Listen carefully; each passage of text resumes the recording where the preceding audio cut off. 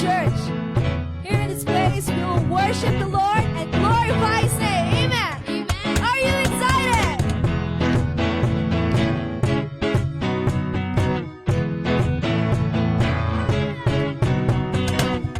I'm trading my sorrows. I'm trading my shame. I'm laying them down for the joy of the Lord. We say, I'm trading my sickness. I'm trading my pain. 'Cause I'm laying them down for the joy of the Lord. We say, yes, Lord, yes, Lord, yes, yes, Lord. Yes, Lord, yes, Lord, yes, yes, Lord. Yes, Lord, yes, Lord, yes, yes, Lord, amen.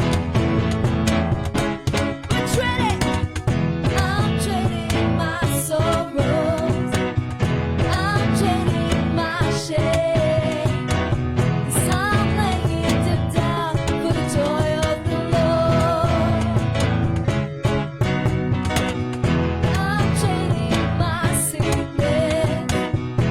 I'm trading my pain. 'Cause I'm laying them down for the joy of the Lord. Together now. Say yes, Lord, yes, Lord, yes, yes, Lord. Yes, Lord, yes, Lord, yes, yes, Lord. Yes, Lord, yes, Lord, yes, yes, Lord, amen. One more time. Say yes, Lord, yes, Lord, yes, yes, Lord. Yes, Lord, yes, Lord, yes, yes, Lord. Yes, Lord, yes, Lord, yes, yes, Lord, amen.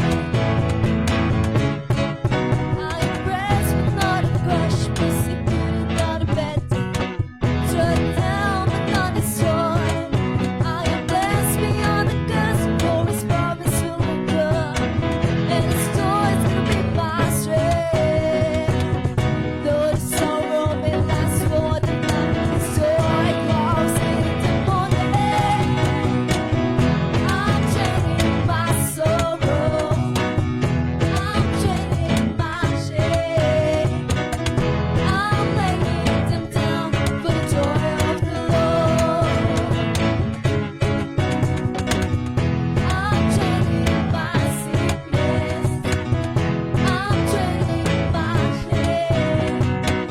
'Cause I'm laying them down for the joy of the Lord. Let's dance together now.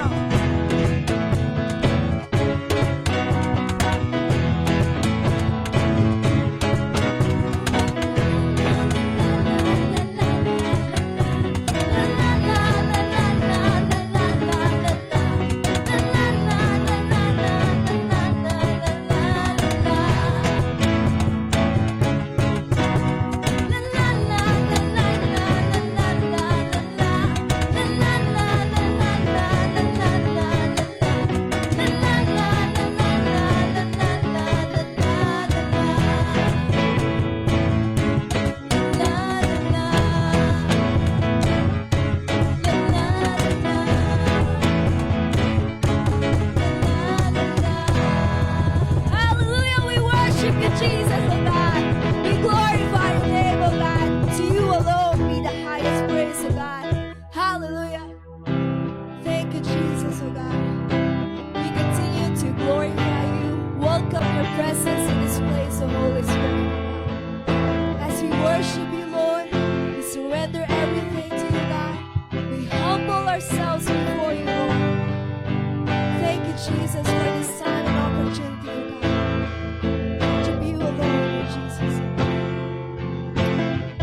Right now, Lord, as we sit, Lord God, in your presence before you, oh God, humble our hearts, Lord, and as we lift our hands, Lord, fill us, oh God, overflow in our lives, oh God. Overflow in us, oh God.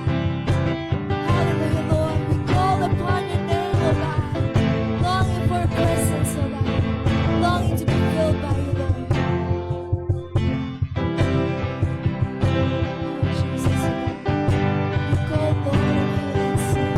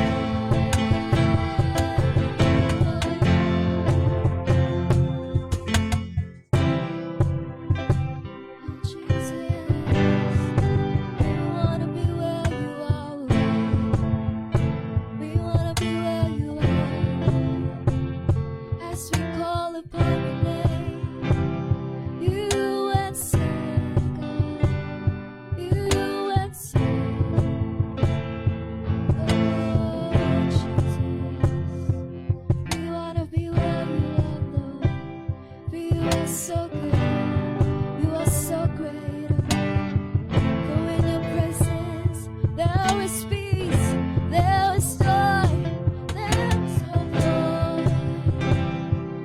Oh Jesus, we wanna be where you are. Fill us up, Jesus.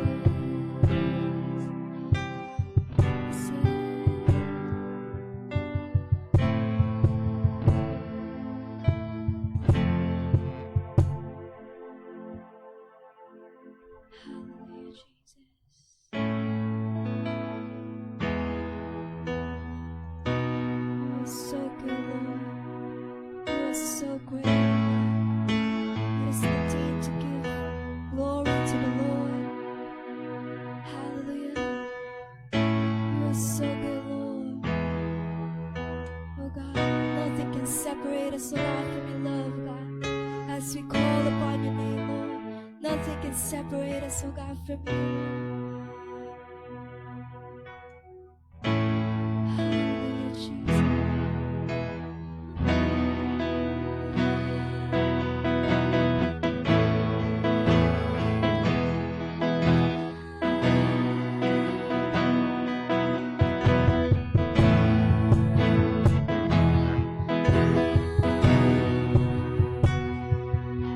We raise the sea beyond this moment.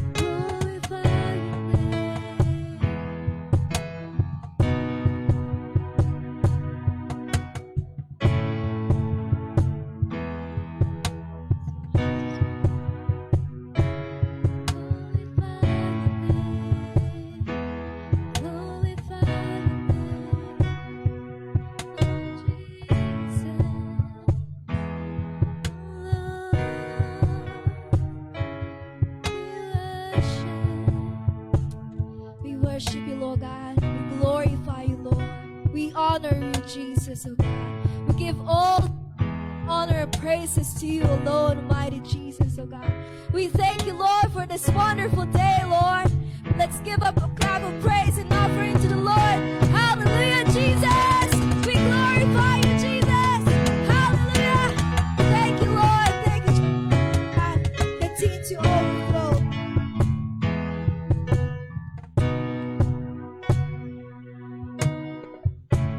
Praise God. Good morning to everyone. Pwede po ba natin palakpakan si Lord sa umagang ito? Amen. Praise God. God has prepared something for each and every one of us this morning. Amen. Sino pong naniniwala na may nilaan na mensahe si Lord sa bawat isa sa atin? What we need to do is just let us prepare our hearts, no? Let us prepare our notebook and our ball pen, no, para sa pag-take down notes. Amen. Let us pray before we go to the Word. I invite you, everyone, to stand on your feet right now as we honor God's presence in our midst. Let us pray. Father, we thank you for allowing us to be here this very morning, Lord God.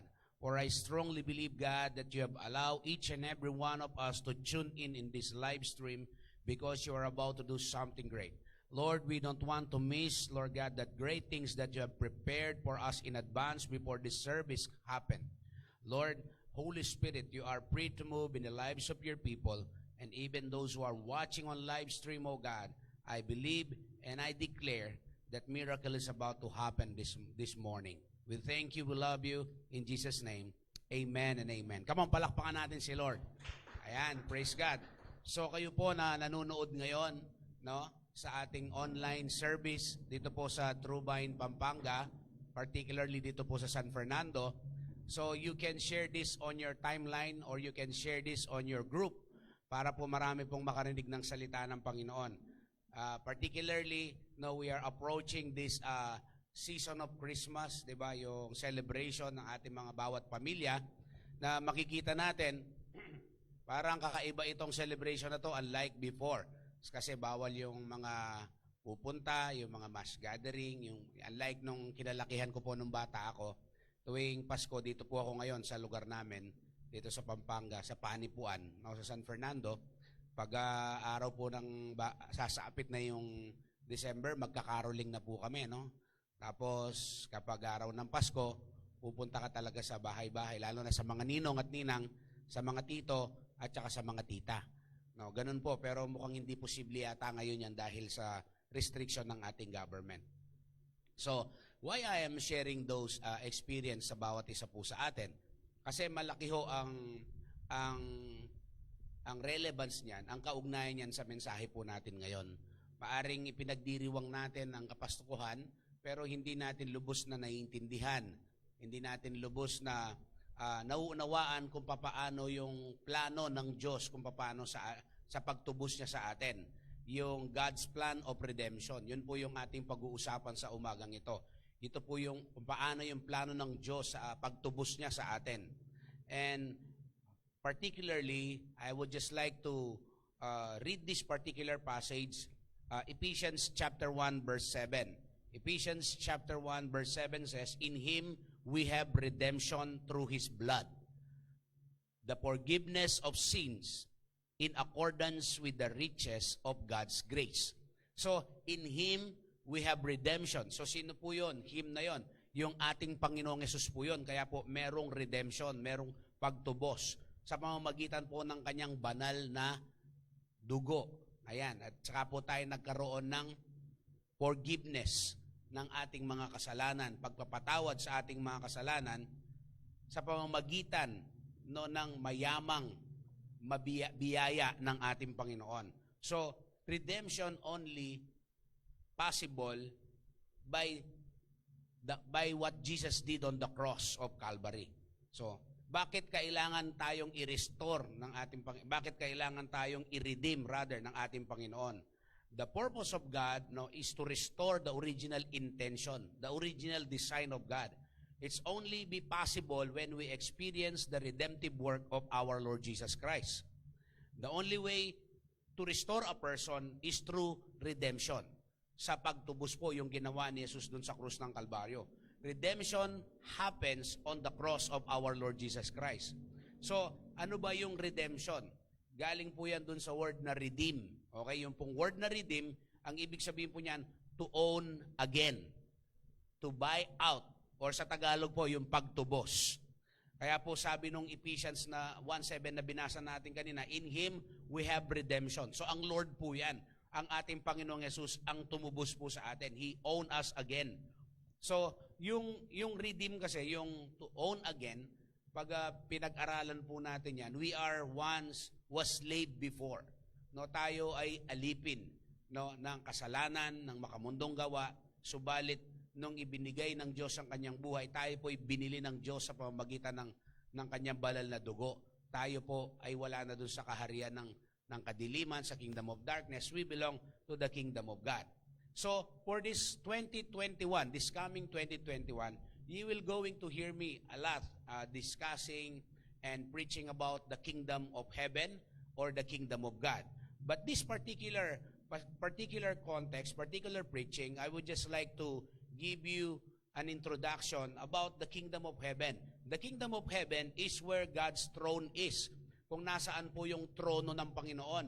And then, the kingdom of heaven has an extension, which is the kingdom of God. Ano po yan? Yung expansion, no, yung extension ng kingdom of heaven, dito po yun sa lupa. No? Yung ulitin ko po. The kingdom of God is where the throne, or the kingdom of heaven is where the throne of God is. Kung nasaan po yung trono ng Diyos, yun po yung kingdom of heaven. Yung kingdom of God, yun po yung extension ng kingdom of heaven na dito po yun sa lupa. That's why lilikha po ng Diyos ang tao because He want to expand, He want to extend the kingdom of heaven here on earth where God, no, kung saan namumuno at kung saan no, nagro-rule ang ating Panginoon, yun po yung kingdom of God dito po. But bakit kailangan ng redemption? Bakit kailangan ng pagtubos? Bakit kailangan na yung ganong, yung to buy out again? Bakit kailangan nun? Kasi bakit po? Pumasok po yung kasalanan. Pumasok po yung kasalanan at yung original intention ng Diyos kay Adan at kay Eva, hindi po yun nangyari because of the fall of man in Genesis chapter 3. But even before the fall of man, there is this what we call angelic sin na nangyari through Lucifer. In Isaiah chapter 4 verse 12 to 15, Isaiah chapter 4 verse 12 to 15 also connected to Ezekiel chapter 28 verse 12 to 19, makikita natin po diyan yung description ni Lucifer po diyan na later on ang naging Satan, yun yung son of the morning. He's the musician, anointed musician in the kingdom of heaven. So makikita natin, because gusto niyang maging kapantay ng Panginoon, no, pumapantay siya. Gusto niya, siya'y maupo doon sa trono ng Diyos na maging kapantay lang siya ng Diyos. And because of that, no, alam naman natin ng storya, from Lucifer, he becomes Satan. Doon po nagsimula yung kasalanan. And later on, no, sa Genesis chapter 3, no, nung likain po ng Panginoon ng tao, no, pumasok po, no, yung Genesis chapter 1, no, in the beginning God created the heavens and the earth. So, yung Genesis chapter 1 verse 1, that is the account of creation. Genesis chapter 1 verse 2 hanggang chapter 2 is the details of God's creation, paano niya nilikha. Pero yung pagkalikha sa Genesis chapter 1 verse 1 po yun. At yung detalye, yun yung mga sumusunod hanggang chapter 2. And then, makikita natin sa Genesis chapter 3, which the Bible calls the fall of man, nung pumasok yung kasalanan. Kasi binigyan sila ng instruction ng Panginoon in Genesis chapter 3, verse 21. Why I am sharing this? I would just like to give you the foundation why a person needs a redemption. Bakit kailangan ng tao na siya'y tubusin? So I would just like to begin it to the story of in the Old Testament and even to the New Testament, for us to really understand the whole package and the whole story, no, kung saan po tayo nanggagaling at paano po kailangan ng tao ang redemption. So, in Genesis chapter 3 verse 21, when Adam and Eve sinned in the garden, God gave them the skin to cover up to get those skins, for some animals had to die. So, in other words, God sacrificed an animals, no? God sacrificed an animals to cover to cover their sin. And we will see here, from the beginning, God has declared, no, the payment for sin is death. And so blood must be shed to cover sin. Nakita kasi nila, nung sila'y nagkasala, nung kinain nila yung bunga ng pagkakilala sa tama at mali, at sabi ng Panginoon, huwag niyong kainin yan, kinain po ni Eva, no, na-deceive, si Eva nagkasala, and then na-deceive naman itong si no, na-deceive sila, andang sa kainin din naman ni Adan. And because of that, no, pumasok po yung kasalanan. From the beginning, no, God has declared the payment for sin is death. And so blood must be shed to cover the sin. So kailangan po merong dugong magbayad dun sa kasalanan. That was written in Genesis chapter 3 verse 21. In order for you to get the skin of an animal, you need to slay. 'Di ba? Kailangan po na patayin po 'yon, kunin po yung balat, at 'yun po yung ginawa nilang kasuotan. Yan po yung ginawa ng Diyos na kasuotan kay Adan at saka kay Eva. Kasi nung makita nila na sila ay hubad, no? Nasagwaan sila sa kanilang sarili at kumuha sila ng dahon. Kumuha sila ng dahon at yan ang pinantakip nila, no? Dahil nung pumasok yung kasalanan, nagkaroon ng malisya, nagkaroon ng nabuksan na lang ang kanilang kaisipan, no, doon sa kanilang kahubaran. And because of that, Genesis chapter 3 verse 21, God slay an innocent animal, no, para bigyan sila ng kasuotan, yung balat ng animal na to, ng lamb na ito, na siyang gagawin na ginawa ng Panginoon na bilang damit nila. In Leviticus chapter 17 verse 11, for the life of a creature is in the blood, and I have given it to you to make atonement for yourselves on the altar. It is the blood that makes atonement for one's life. Kaya nga itong pagkakasala nila, no, ni Adan at ni Eva, na sinabi rin dito, it is mentioned also in this particular passage in Leviticus chapter 17 verse 11, kasalanan po ng isang tao, ang dugo ng hayop ay may kakayanan na tubusin ang kasalanan ng isang tao. And Hebrews chapter 9 verse 22, I am just laying down the foundation here why we need redemption. Even in the Old Testament, even in the time of Adam and Eve, ni Adan at ni Eva, na makikita natin na meron na talagang redemption na nangyari through the blood of an innocent animal. In Hebrews chapter 9 verse 22, in fact, the law requires that nearly everything be cleansed with the blood, and without the shedding of the blood, there is no forgiveness. Kung wala pong dumanak na dugo, wala pong kapatawaran. In fact po, sa Old Testament, no, kapag ang tao ay nagkasala, meron tinatawag na sin offering. Yun pong offering na yon, no, ay dadalhin dun sa templo, and then dun sa altar po, no? And then paduduguin po yan, at yung dugo po ng hayop na yon, yun po yung magko-cover ng kasalanan ng tao. At din yun po yung binanggit dun sa Leviticus chapter 17 verse 11. Kaya God slay an innocent animal to cover, no, the sin of Adam and Eve. And because of that, no, makikita natin hindi po natapos yung plano ng Diyos po doon, no? And then binanggit din po niya sa Genesis chapter 3 verse 15. Marami po akong verse, okay, ngayon na babanggitin dahil po gusto ko pong i-establish yung the need for redemption, yung God's plan of redemption. Genesis chapter 3 verse 15, this is what they called, no, some of the theologians, they call it the proto-evangelium. So ano bang ibig sabihin ng proto-evangelium, pastor? Okay. Proto means first. Evangelion means good news. So these terms, this is essentially signifies the idea of the first gospel proclamation. So yung Genesis chapter 3 verse 15, no, according to the Bible scholars or theologians, it is the proto-evangelium, the first gospel proclamation. Bakit? Ano ba yung nakalagay dun sa Genesis chapter 3 verse 15? And I will put enmity between you and the woman, and between your offsprings and hers. He will crush your head, and you will strike his heel. So, dito, binanggit ng Panginoon kung ano yung plano niya. No, babae, may isisilang na anak ng babae na dudurog sa ulo ng ahas. So, that particular statement pertaining to our Lord Jesus Christ. no, na manganganak na sa sinapupunan ng isang babae na dudurog sa ulo ng ahas, yun yung naglinlang dito kay Eva at saka kay Adan. So, that's why they call it the proto-evangelium, the first gospel proclamation, that there will be a plan of redemption. Na ito yung plano ng pagtubos ng Panginoon dun sa isisilang na bata, dun sa sinapupunan ng babae na binabanggit dito sa Genesis chapter 3 verse 15. So that plan of redemption started in Genesis chapter 3 verse 15. Or they call it the embryo of the scriptures. No, ibig sabihin yun yung nagsimula, dito nag-conceive, no, dito nag-conceive yung plan of gospel proclamation or the plan of redemption. So bakit kailangan tayong ma-redeem? Okay? In fact, in 1 Corinthians chapter 15 verse 45, I hope you can follow, no? Dalangin ko po tayo nakakasunod ngayon, okay? So 1 Corinthians chapter 15 verse 14. So it is written, sabi po diyan, the first man, Adam, become a living being.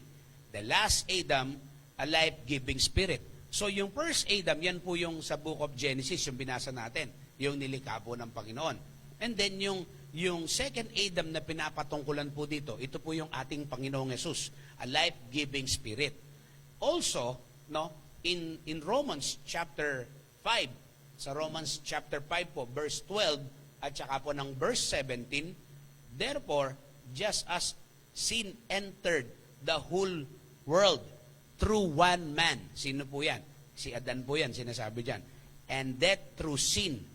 And in this way, death came to all people because of sin.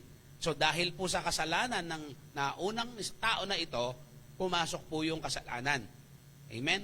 And then sabi po ng verse 17, no, verse 17, the same chapter, Romans chapter 5, verse 17, for if by the trespass of one man, death reigned through the one man. Yun po si Adan po yun. And how much more will those who receive God's abundant provision of grace and of gift, and of the gift of the righteousness reign in life through one man, Jesus Christ. So makikita natin, no, yung unang Adan ay hindi niya na-fulfill, hindi niya nagawa yung original intention and purpose ng Panginoon sa kanya. That's why the second Adam, ito yung sinasabi ng 1 Corinthians 15:45 and Romans chapter 5 verse 17, na ito yung magpupulfill. Ito yung ating Panginoong Yesus na magre-restore, no, na yung dapat nagawa dapat ni Adan. Kaya ganun din po yung dapat nating maranasan. Kaya lang, it is not possible to fulfill God's given assignment in our lives, our purpose, no, to be restored sa Kanya, kung wala po tayong karanasan or if we will not going to experience God's redemption in our lives. No? At dito po, binabanggit na itong tao na ito yung ating Panginoon. At ito po ngayon ay konektado. No, it is very relevant and significant in our days, in our situation. The Christmas is approaching, di ba? Na of course, sa Bible, wala namang sinabi na December 25 at mayroon pa nga pong dispute na hindi siya December. But nevertheless, ang naiintindihan at ang dapat na nasa puso at isip natin, yung diwa ng Kapaskuhan, na merong Diyos na nagkatawang tao para tubusin niya tayo sa ating mga pagkakasala. At hindi lang tayo tubusin sa ating pagkakasala, kundi i-establish yung paghahari ng Panginoon sa pamamagitan ng kaharian ng Diyos. Well, hindi lang po yan binanggit dun sa Genesis chapter 3 verse 15, the first gospel proclamation or the proto-evangelium or the embryo of the scriptures. It is also mentioned in Isaiah, no, the one of the major prophet in the Old Testament. It was mentioned there in Isaiah chapter 9 verse 6 to 7.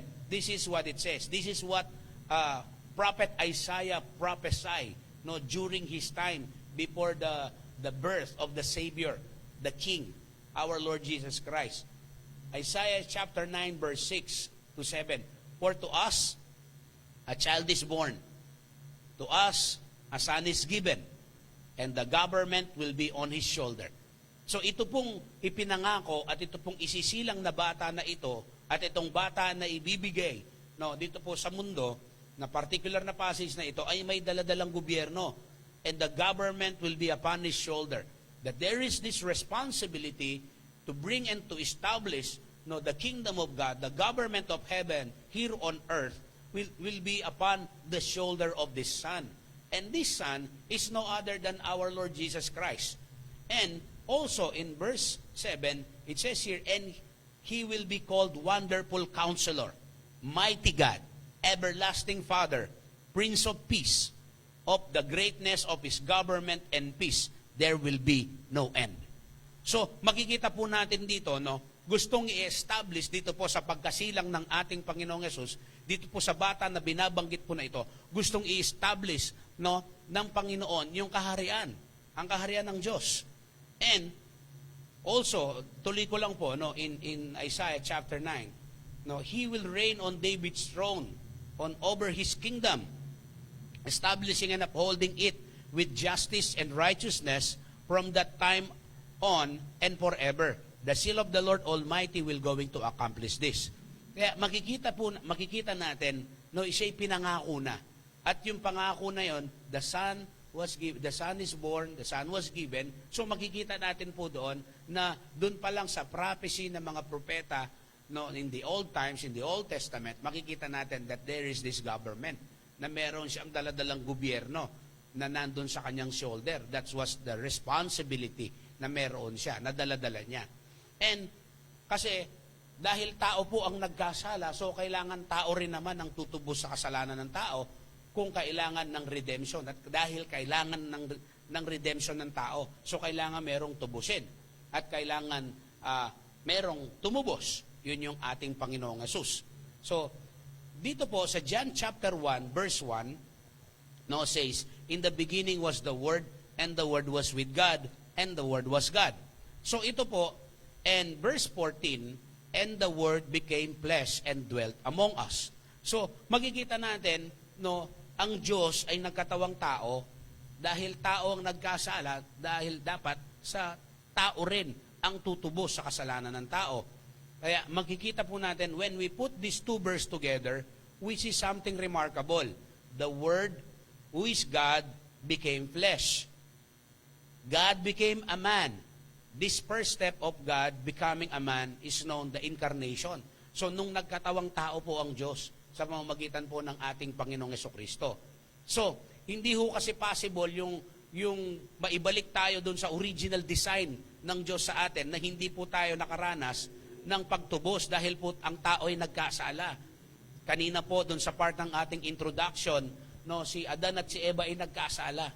Kaya kailangan merong tumubos. The first step to bring us back to the original design is redemption. Mapawalang sala tayo. Diba? Tayo i-redeem ng Panginoon sa pamamagitan ng kamatayan niya dun sa krus ng Kalbaryo.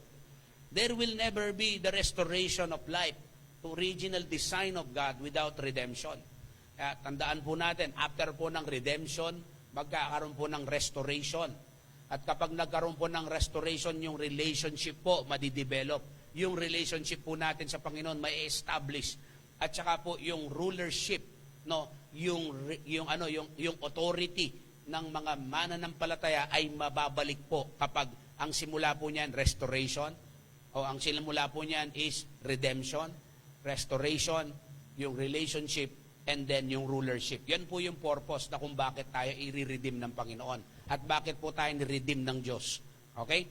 Sa pamamagitan ng kanyang bugtong na anak ng ating Panginoong Yesus. The purpose of God is to restore the original design. Amen? Possible lang po yan if we experience the redemptive work of our Lord Jesus Christ. Tandaan po natin, a man needs redemption. Okay? We cannot save ourselves. Hindi po natin kayang iligtas ang ating mga sarili. We cannot make ourselves clean. Okay, that's why we need a redemption. We need somebody will going to redeem us. And the only way to restore a person, tandaan po natin yan, kapag tayo po ay nakaranas po ng pagtubos ng ating Panginoon. And it is only possible through the cross of our Lord Jesus Christ. Yan po yung posible dahil po dun sa cross na si Jesus ay namatay doon sa cross. Yung sabi ko nga po kanina, ano bang ibig sabihin ng redemption from the word redeem? To own again. Ibig sabihin po niyan, to buy out. No, yung tubusin, yung pagtubos. To redeem. Para po kung ikaw ay nagsanla, di ba kapag sinanla mo yan, bibigyan ka ng pera o ng kapalit, tapos hindi mo na pag-aari yan. Kapag yan ay tinubos mo, sa'yo na ulit. So ganun po tayo dati. Di ba? Although tayo nilikha ng Diyos, pero tayo nabuhay sa pagiging alipin sa gawa ng kaaway. So we are the enemies of God before because of our wicked life dahil dun sa ating klase ng pamumuhay. Kaya ito po yung redeem, tayo ay i-own ulit ng Panginoon. He will going to buy us out. Okay? Kaya tutubusin po tayo. The term was used specially in reference to purchase a slave. No? A slave person. At yan yung magkakaroon na siya ng freedom, magkakaroon na siya ng kalayaan. Everyone is in need of redemption. Our natural condition was characterized by guilt and sin. Yung ating pong kondisyon, no, tayo po ay may guilt ng ating kasalanan at tayo po ay nabubuhay sa pagkakasala. Sabi po ng Romans chapter 3 verse 23, this is what it says, For all have sinned and fall short for the glory of God. We have sinned. No, meron po tayong kasalanan at wala pong nakaabot sa kaluwalhatian ng Diyos. Lahat po ng tao ay nagkasala. No? So, kailangan po natin ng merong mag-redeem at magligtas sa atin. And we have sinned to the holy and righteous God. So, sin must punish. So, kailangan ang kasalanan ay maparusahan. Yan ang sabi ng Romans chapter 6 verse 23, For the wages of sin is death. Ayan, so ang kabayaran po ng kasalanan ay kamatayan. Because the wages of sin is death, sin was punishable by law. No? Sin was punishable by death. And Jesus, our Lord and King, no? Siya yung namatay doon sa krus ng Kalbaryo before na ang ating Panginoong Yesus ay naging Savior. Siya ay hari na. Siya ay Panginoon na. Kaya itong sin ay punishable by death, no? So, dahil hindi natin kayang iligtas ang ating mga sarili, kinailangan ng Panginoon na nandun sa langit magkatawang tao at ibigay niya yung buhay niya doon sa krus ng Kalbaryo para mamatay para sa ating kasalanan. Para sa iyong kasalanan, para sa aking kasalanan, para sa kasalanan ng sanlibutan. Yan na ibinanggit ni John nung makita niya si Jesus in John chapter 1 verse 29. Here comes the Lamb of God who takes away the sins of the world. So hindi lang yung kasalanan ng isang tao, kundi yung kasalanan ng sanlibutan. That's the effect, that's the power of the blood of our Lord Jesus Christ. We have read a while ago, no, through one man's sin, the blood or a sin offering of an animal can only atone one man's sin.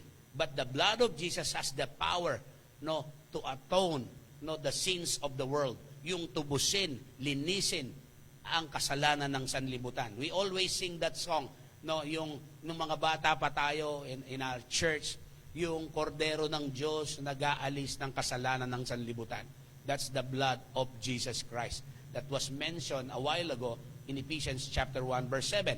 So if sin is punishable by death, that's why Jesus, or the Father sent His Son, Jesus Christ, and the Son obediently obeyed the Father. He gave His life to the cross. Ibigay niya yung kanyang buhay doon sa krus ng Kalbaryo. At hindi lang yon, is to establish the kingdom of heaven here on earth and to establish the kingdom of God. Yung extension ng kingdom of heaven, yun yung kaharian ng Panginoon. That's the kingdom of God. So, makikita natin dito, yung tuloy lang natin yung Romans chapter 6 verse 23, but the gift of God is eternal life in Christ Jesus our Lord. So makikita natin, yung gift ng kaligtasan o yung eternal life ay sa Diyos lang. But the gift of God is eternal life through Christ Jesus. Hindi ho sa ibang tao, hindi natin makikita at mararanasan yung redemption sa Panginoong Yesus lang. At yung magbibigay ng na walang hanggang buhay sa atin, yung ating Panginoong Yesus. Wala pong iba. Hindi po yung religion, hindi po yung mga organisasyon, kundi ang ating Panginoong Yesus. No, wala pong ibinigay na pangalan dito sa silong ng langit na ikaligtas ng tao, kundi ang pangalan lamang ng ating Panginoong Yesus. Amen po ba? So now, kapag po tayo ay naniwala at nakaranas at naintindihan natin yung pagtubos, yung redemption, yung atonement, no, na ginawa sa atin ng Panginoon, no, meron pong epekto yan sa buhay natin. Meron pong pagbabago yan. Habang ito'y ating naunawaan, ito po'y nagmamanifesto, ito po'y nagkakaroon ng resulta sa buhay ng isang Kristiyano, sa buhay ng tao. No, well, we are on our rescue mission ngayon, mga kapatid, na napakahalaga. Marami pong uuwi ng probinsya ngayon dahil sa Kapaskuhan. Marami mga magbe-break sa kanilang mga trabaho, uuwi ng mga kanya-kanyang probinsya. The reason why I preach this God's plan of redemption, baka pag-uwi mo, yung magulang mo hindi pa nakakakilala kay Lord. Baka yung pag-uwi mo, mamimit mo yung mga kaibigan mo na hindi pa nakakakilala kay Lord. So, you need to share God's plan of redemption, yung pagtubos, yung kaligtasan ng Panginoon. Because this salvation, this redemption is available for us, to all of us, sa lahat ng mga tao. No, Jesus did not just die for the few people. Jesus died for all of us. Kaya nga sabi doon, for God so loved the world that He gave His only begotten, the world, the whole people. Hindi sinabi doon, for God so loved the few. Diba? He died and He gave the Son to all of us. That's why this is part of God's preparation to all of us, lalo na kung uuwi ka ng probinsya, no? Tuloy-tuloy dapat ang cell group sa city. Yan sa cell group natin, tuloy-tuloy pa rin, may online naman. Pero we are praying for our family, right? Na tayo nananalangin para sa ating pamilya. So this is the right opportunity for us to rescue our family, not just sharing the things, the purpose, importante yan, mahalaga yan. Pero yung maintindihan natin yung background, maintindihan natin yung from the start that a man needs a redemption, a man needs a rescue, and God rescue us. Amen? Parang yung song natin kanina, di ba? And you came to my rescue and I wanna be where you are. So, now, ito po, real change happened when Jesus come into our hearts. And we make Him King, Lord, and even Savior. No, kaya po naging Savior po natin ang ating Panginoon dahil siya po yung nag-save sa atin dun sa krus ng Kalbaryo. But before He is a Savior, He is King already because He has a kingdom, the kingdom of heaven. That was His throne. And then, kaya makita po natin na ang isang Kristiyano na isang tumanggap sa Panginoon, kapag ang tingin lang niya sa Diyos ay Savior, tagapagligtas, hindi ho siya magpapatuloy dun sa layunin at dun sa kalooban ng Panginoon. Kasi kapag kailangan lang maligtas, saka lang naalala. But I want you to be reminded that Jesus, when we receive Jesus Christ and we make Jesus as Lord and we welcome Him in our hearts, He is not just our Savior. He is our Lord. He is our King. He is the one who is in control in our lives. He is the one who called the shots. He is the one, His will must be our will. Yung kalooban niya, yun ang dapat ang ating kalooban at yun ang ating ginagawa. So papaano ang effect niyan kapag tinanggap natin ang Panginoon? Sabi ng 2 Corinthians chapter 5 verse 17, 2 Corinthians chapter 5 verse 17, therefore, ayan, sabi natin, therefore, okay, if anyone is in Christ, sa Tagalog, napakaganda, ang sino man ang nakipag-isa kay Kristo. Amen? Sino man ang nakipag-isa kay Kristo. Hindi nakipagkilala. Iba yung nakipagkilala kaysa nakipag-isa. Pag nakipag-isa, parang yung sa ikinakasal, di ba? The two will become one. So, ang sino mang nakipag-isa kay Kristo, he is a new creation. Siya'y bagong nilalang na. So, ibig sabihin, tuloy ko lang, the old has gone, and the new has come. So, makita po natin dito yung new life in Christ natin dahil tayo nakipag-isa na kay Kristo, naging isa na tayo, ibig sabihin po niyan, wala na yung luma, yung buhay natin na malayo sa Panginoon, wala tayong ka-desire sa paglilingkod sa Diyos, yung puso natin malayo sa Diyos at nabubuhay tayo sa kasinungalingan, nabubuhay tayo sa pagre-rebelde, nabubuhay tayo sa pagkaalipin ng bisyo, nabubuhay tayo sa mga gawa ng kaaway. So, hindi na ho yun yung buhay natin. Ay nakipag-isa na kay Kristo, yung mga luma nating pagkatao ay wala na, kundi tayo yung mga bago na. Tayo ay bago ng nilalang. Yung mukha natin, ganyan pa rin, di ba? Pero yung ating katauhan, yung real us that is inside of us, that's the real you. Amen. Yun yung binago ng Panginoon. Okay? So yung luma nating pagkatao ay hindi na dapat nakikita sa atin, kundi dapat yun ay wala na, dapat yun ay namatay na. Amen. Also, maraming nahihirapan na pagsunod sa Panginoon, pero ito yung ginagawa ng Diyos para hindi tayo mahirapan sumunod sa Panginoon. Hindi tayo magkaroon ng struggle or hindi natin masunod yung kalooban niya. In Ezekiel chapter 36 verse 26 to 27, no? Napaka-importante nito, lalo nating maintindihan kung paano natin ma-enjoy yung bagong buhay na kasama si Kristo. I will give you a new heart. Ayan ang sabi ng Ezekiel 36:26. I will give you a new heart and put a new spirit in you. So, bakit kaya? Why? There's a reason that God will going to give a person a new heart and God will going to put a new spirit in him. What is the purpose of it? So, the reason is mentioned here. And as I will continuously read it, I will remove from you your heart of stone and give you a heart of flesh. So dati, yung puso natin, sabi dito, pusong bato. Wala tayong pake. Wala tayong ka-desire sa Diyos. Wala tayong ka-desire mag-worship kay Lord, maglingkod sa Panginoon. Yung desire natin dati, hindi yung dinidesire ng Diyos. Hindi yun yung magpuri at maglingkod sa Diyos. Bali, yung desire natin ay yung para sa ating mga sarili. No? Kaya yung I will give you a new heart para tanggalin nila yung pusong bato. Dati, yung salita ng Diyos, walang kadating-dating sa'yo. Walang impact sa'yo. Walang dating. Hindi ka naapektuhan. Walang tagos sa'yo. Kasi tingnan natin. Kaya sabi ni Lord, I will give you a new heart so that our heart will be receptive to the Word of God. Will be receptive, will be sensitive to the heartbeat of God. Yun po yun. And then, binanggit din sa 26 kanina, and put a new spirit in you. So, bakit po? Sabi ng verse 27, and I will put my spirit in you. Bakit? And move you to follow my decrees. So, for us to follow God's decrees, God's law, yung pong kautusan ng Panginoon, we need the Spirit of God. Amen? He will going to convict us. He will going to move us to follow His decrees and be careful in keeping my laws. So, yung ating pagsunod, it is the Spirit of God that was given to us, particularly in this context, dito sa Ezekiel 36:27, the Spirit of God will going to move us to follow. Kaya pala noon, hindi tayo makasunod sa Diyos kasi bakit? Yung Espiritu po natin patay. No? Pero sabi dito, He will put a Spirit in you and in me so that I can follow. So that I can carefully obey His commands in my life. So ganun po. Hopefully, I'm prayerfully you are beginning to understand bakit pala may struggle.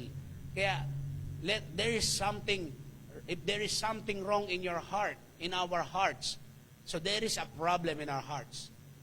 Amen? If your problem is your heart, that's the heart of the problem. Diba? Kapag ang problema ay puso ng tao, yun ay simula ng puso, yun ang ugat at yun yung punto ng problema. Kaya yan po yung sinasabi ng Ezekiel 36:26, na bibigyan tayo ng bagong puso na receptive sa Panginoon.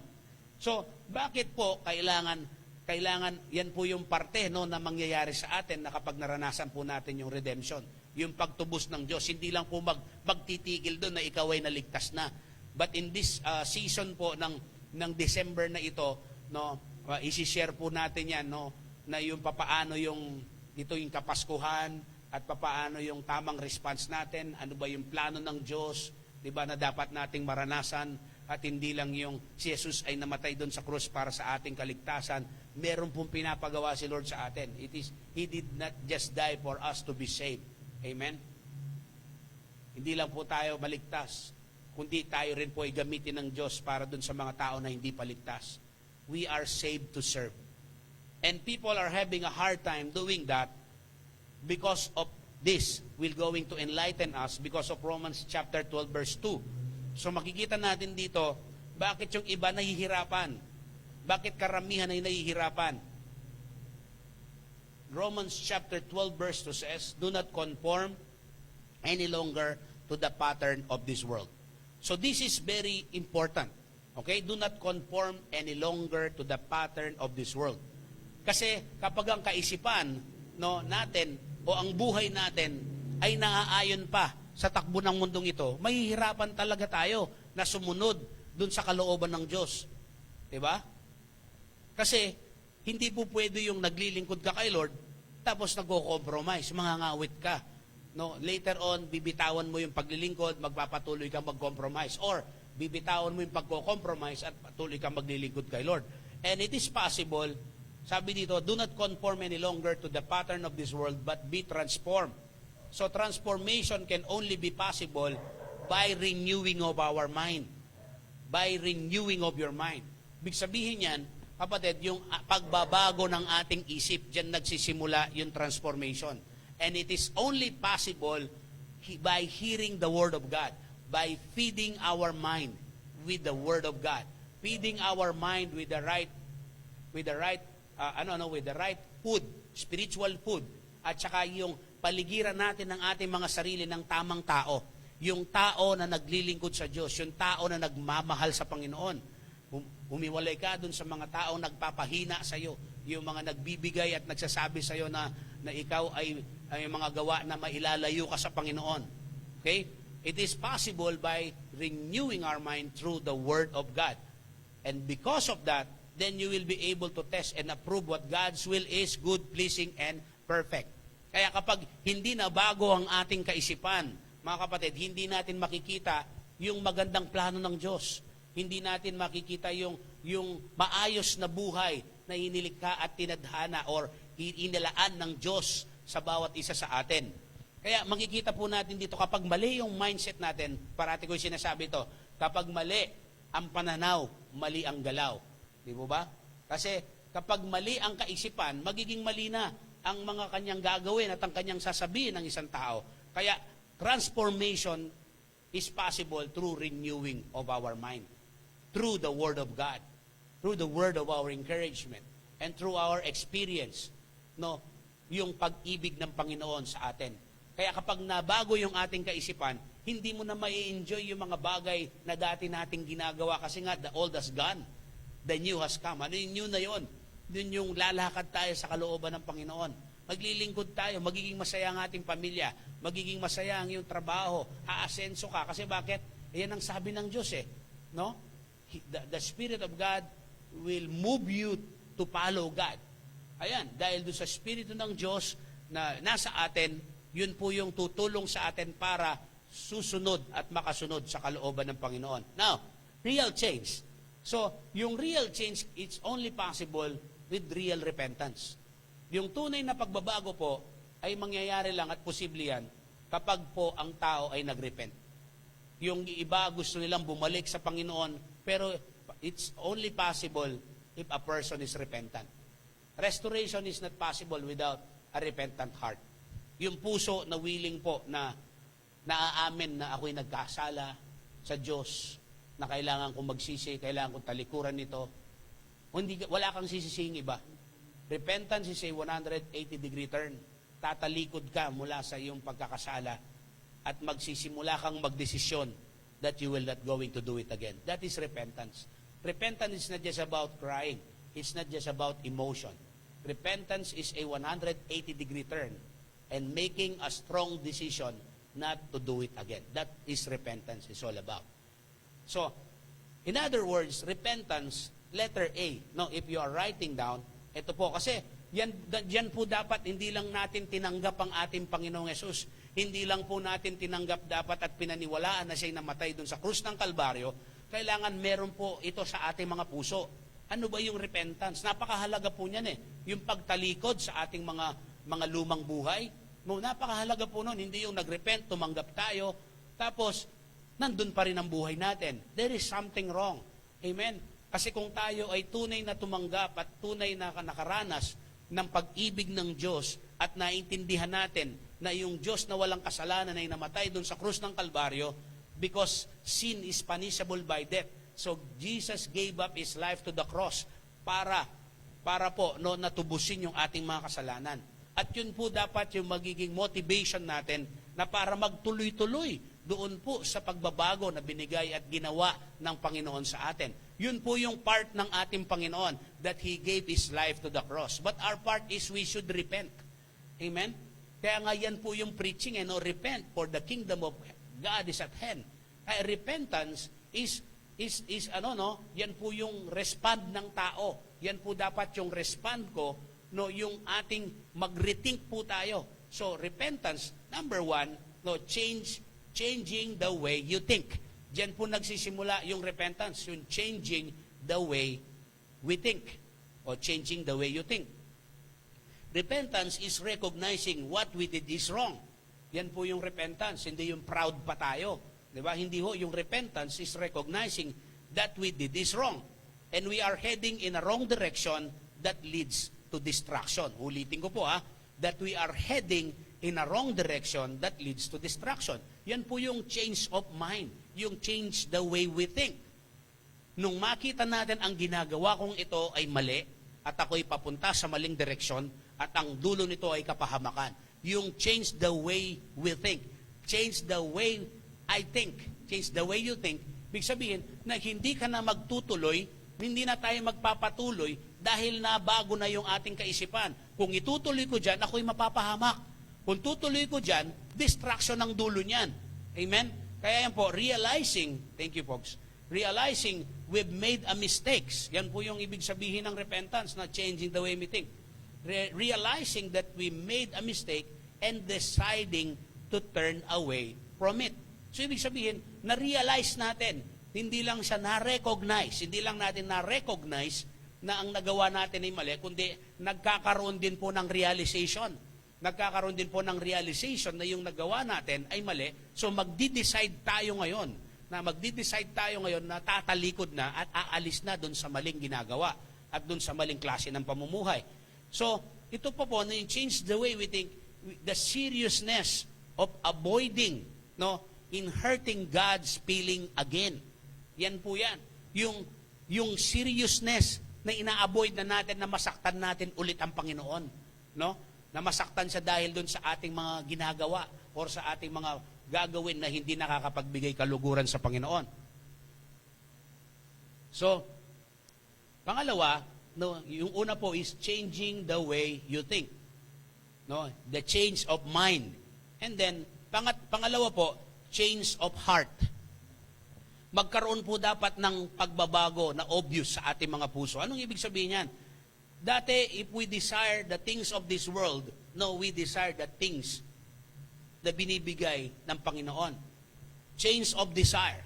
Ayan, yung change of heart, change of desire, not to please our own, but to please God. Yan po yung nabago yung puso. Hindi na po niya dinidesire yung para sa sarili lang niya, na yung kanyang desire for himself, for ourselves, but to please God. Yan po yung nabago yung puso. Okay? No longer self-centered, but God-centered. Hindi na yung parating nakapokus na lang sa kanya, sa isang tao, sa benefits niya, hindi. Kundi yung paano na si Lord na ang sentro ng buhay niya, natin. Amen? Hindi yung sa ating pansarili. And also, na makikita natin dito, yung change of heart, yun dati mahirap kang magpatawad. Pero dahil nabago na yung puso natin, na natuto na tayo magpatawad. Amen? Kaya yun yung change of heart. Hindi yung nabago tayo sa ating kaisipan, pero yung puso pa rin natin mahinanakit. Yung puso pa rin natin merong grudges. Hindi po ganon. Real change is not just by changing the way we think, but changing the condition of our hearts. Yung desire natin at si Lord na dapat ang sentro ng buhay natin at marunong tayong magpatawad at mag-decide na kahit tayo nasaktan, meron pa ring room sa puso natin na magpatawad at magbigay ng kapatawaran. Amen po ba?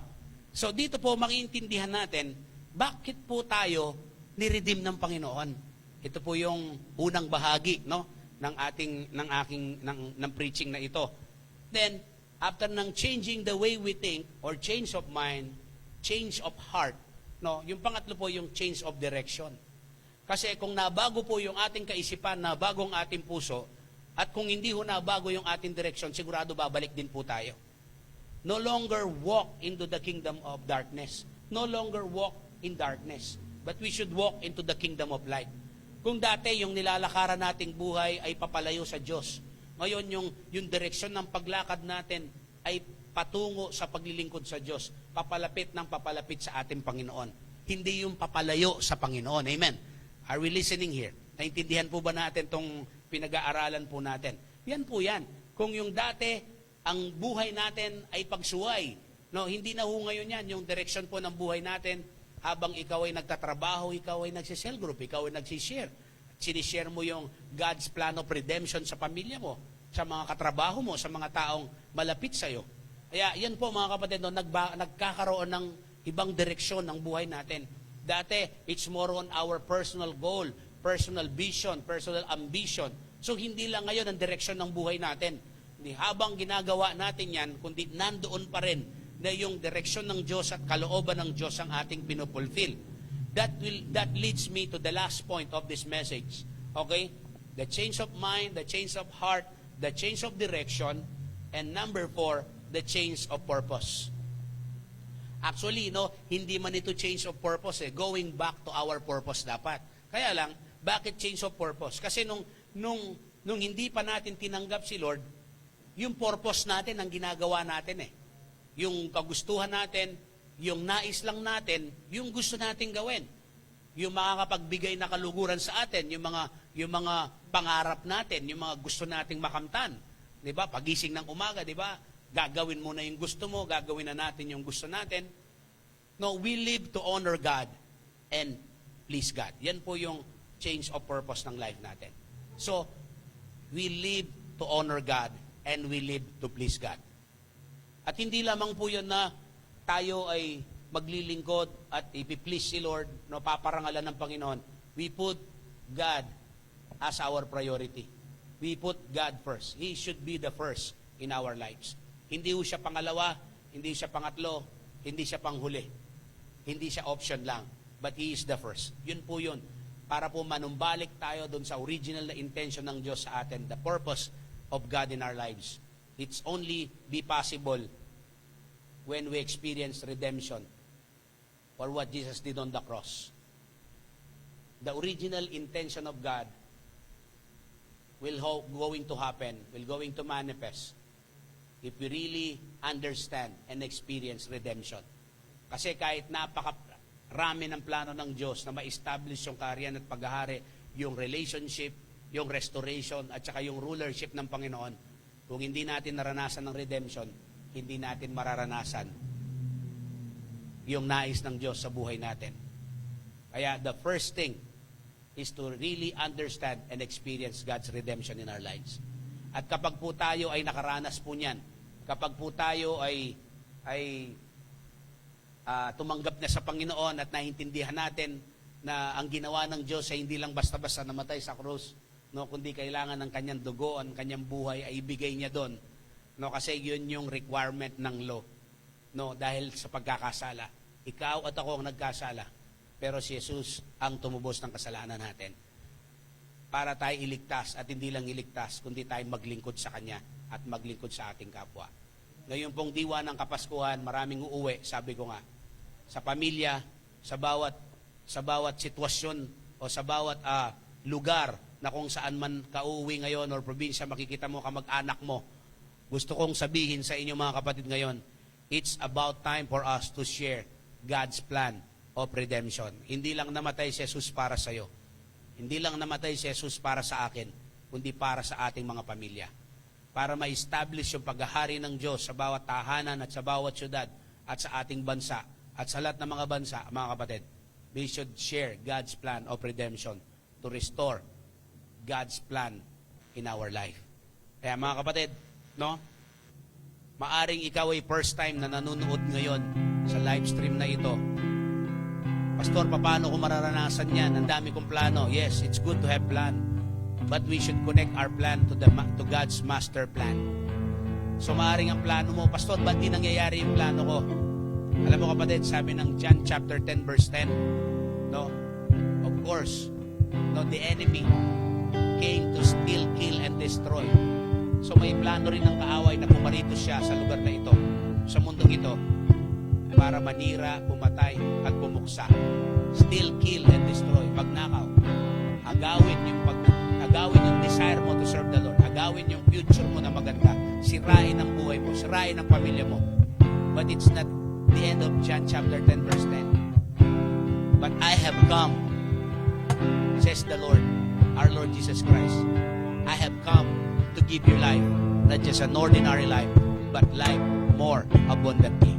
Yan ang sinabi ng Panginoon. Naparito ang Panginoon. Ang plano niya ay para bigyan tayo ng buhay, ganap, at kasiyasiya. Hindi kasyang-kasya. Hindi yung kasiyasiya. Masisiya ka sa plano ng Diyos. Sabi ng Jeremiah 29:11, For I know the plans I have for you, declares the Lord. Plan to prosper you, not to harm you. Plans to give you hope and a future. Kaya mga kapatid, yan ang plano ng Diyos. Bigyan niya tayo ng magandang kinabukasan. Bigyan tayo ng future. Hindi para parusahan tayo.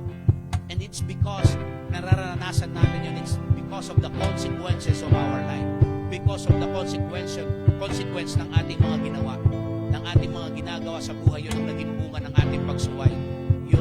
Yung ating mga paghihirap, yung kabiguan, dahil po sa ating pagsuway. Pero sinasabi ng pasulatan, na sinasabi ng Biblia, kapatid, may plano ang Diyos sa'yo, hindi para pahirapan ka, parusahan ka.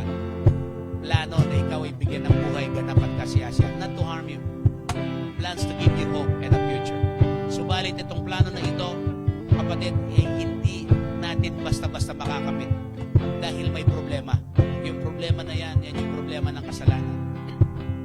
Yung Romans na binasa natin kanina, chapter 3 verse 23, For the wages of sin is death.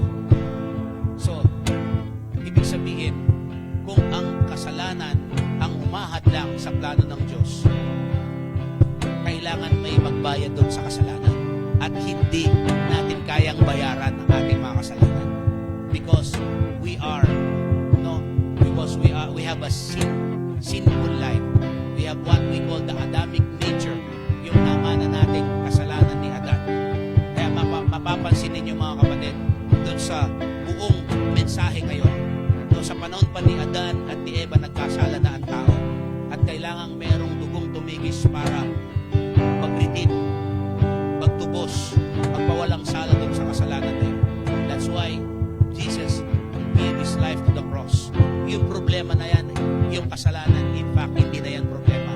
Pupunta ang impyerno, pupunta ang tao sa impyerno, hindi dahil nireject sila ni Lord. Dahil nireject sila ni Jesus, hindi. Pupunta sila sa impyerno dahil nireject nila ang Panginoon. Hindi nila tinanggap ang Panginoon. Kapatid, habang may panahon pa, kapatid, yung problema ng kasalanan na hindi na problema yan. May paraan ng ginawa ang Panginoon. Isinugo niya ang kanyang bugtong na anak ng ating Panginoong Jesus. Kung sino man ang manampalataya sa kanya, hindi na mapahamak, kundi magkaroon ng buhay na walang hanggan. Sin is no longer a problem. Yung rejecting, at yung hindi pag-repent, yun ang problema. Yung pag-reject at sa regalo ng Diyos, yun ang problema. Yung hindi pagtingin ng kapatawaran, yun ang problema. Kaya kapatid, anong dapat natin gawin kung may solusyon na yung problema, yung kasalanan, yung dugo ng ating Panginoong Jesus, yung buhay ng ating Panginoong Jesus? Ano ang solusyon? Kailangan po natin ng pagtanggap. Tanggapin po natin ang Panginoon bilang Diyos at ating sariling tagapagligtas. Kapatid, gusto kong maintindihan po natin, hindi po relihiyon ang tinatanggap natin, kundi ang tinatanggap po natin ay ang ating Panginoon, yung kanyang pagtubos sa atin, para yung relasyon natin sa Panginoon ay ma-develop at magsimula. Kaya kapatid, sa oras na ito, kung ikaw ay bago ngayon at gusto mong tanggapin ang Panginoon sa iyong buhay, gusto mong maranasan yung plano ng Diyos sa buhay mo, sa buhay natin, na naiintindihan mo ngayon yung God's plan of redemption sa humanity, sa buhay natin. Hindi lang po sa bawat isa o hindi lang sa mga piling tao, kundi sa bawat tao na nilikha ng Diyos. Naglaan ng Lord ng solusyon at may plano. Ngunit may problema, yan yung kasalanan. Pero may paraan ang Panginoong Jesucristo. Pero kailangan natin tanggapin. Sabi ng Romans chapter 9 verse Romans 10, 9 and 10. If you confess with your mouth that Jesus is Lord and believe that He died, that on third day He rose again, you will be saved. Kapatid, kung ipapahayag mo sa iyong labi na si Jesus ay Diyos at siya'y namatay, pagkaraan ng 3 araw, siya'y muling nabuhay, sabi ng Biblia, ikaw ay maliligtas. Sa umagang ito, inaanyayahan kita na manalangin. Sige po, tayo po'y manalangin. Ulitin mo yung panalangin na ito, kapatid. If you are a first timer right now, you want to receive Jesus Christ as your personal Lord and Savior, sumunod ka sa panalangin na ito. Sabihin natin, Panginoong Jesus, patawarin mo po ako sa aking pagkakasala. Hindi ko kayang iligtas ang aking sarili. Kailangan ko ng tagapagligtas. Maraming salamat. Ibinigay mo, Jesus, ang iyong buhay doon sa krus ng Kalbaryo para sa kapatawaran ng aking kasalanan.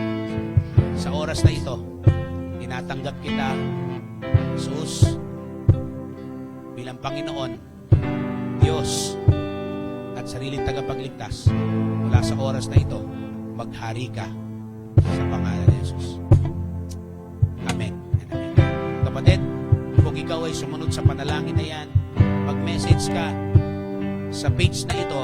If you want to start your new life with God, magpasimula kang mabuhay na kasama ang Panginoon, tutulungan ka ng True Vine City Harvest Church dito po sa San Fernando. Mag-message lang po kayo dyan, or kung senior man ito ng iyong kaibigan na nanonood ka ngayon, maaari mo siyang i-text, maaari mo siyang i-message, at sabihin mo, magpahayag ka ng iyong kagustuhan na ikaw ay nagnanais na magpatuloy yung relasyon mo sa Panginoon. We are more than willing to help you, mga kapatid. Kaya kung tayo naman po na mga mananampalataya na, we are part of the rescue mission. Ito pong mensahe na ito, ulit-ulit yung maririnig ito sa akin dahil alam ko maraming uuwi ng probinsya. Maraming magkakasama-sama na pamilya dahil magkakaroon ng Christmas break. Let this message, no, God's plan of redemption, ito'y ikalat natin sa ating mga pamilya. Hindi lang kung anong bagong gadget na meron ka, hindi lang kung anong mga bagong pangyayari sa buhay mo, hindi lang yung kung anong nangyari sa COVID, amen, kundi anong ginawa ni Kristo sa iyo, anong ginawa ni Kristo sa ating lahat, sa akin, amen. Kaya God's plan of redemption is the message na kailangan natin ipakalat, hindi lang ngayong ating Christmas vacation na ito, kundi all throughout na habang tayo nabubuhay. Kasi we cannot live a life that is according to the original intent of God without experiencing redemption. Amen? Kaya mga kapatid, pinagpalang umaga po sa bawat isa. Amen? So, yung ating offering, okay, pa-plus na lang, okay? So, we will close in prayer. Okay, let's pray. Father, we thank you for allowing us to tune in, Lord God, this morning service of God.